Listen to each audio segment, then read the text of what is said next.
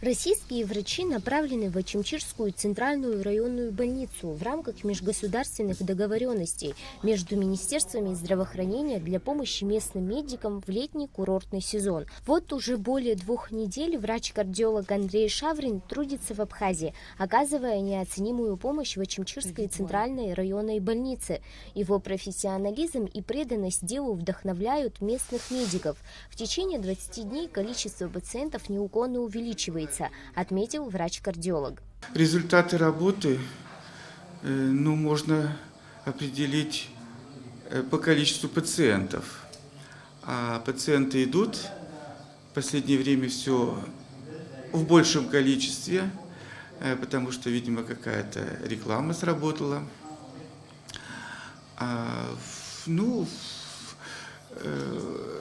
Проблемы кардиологические у пациентов есть, поэтому работаем.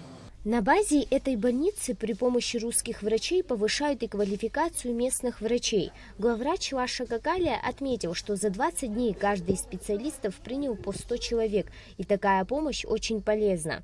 Это была большая помощь нам, учитывая, что начинается туристический сезон, увеличивается поток пациентов.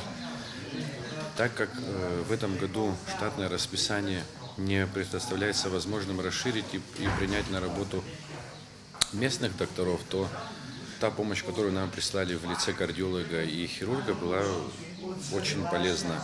Местные жители отмечают, как приятно и удобно, что врачи приезжают в их район. Это позволяет им получать медицинскую помощь, не выезжая далеко от дома.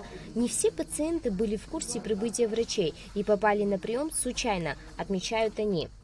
В своем районе получить медицинскую помощь, еще квалифицированную, хотелось подчеркнуть и добавить. Нам это очень приятно. Спасибо тем, кто это организовал. Спасибо врачам за их отношение к нам. Я не знала, я в очереди там стояла. Сказали, что у нас вот русские приехали, вот обследуют. Я так случайно попала.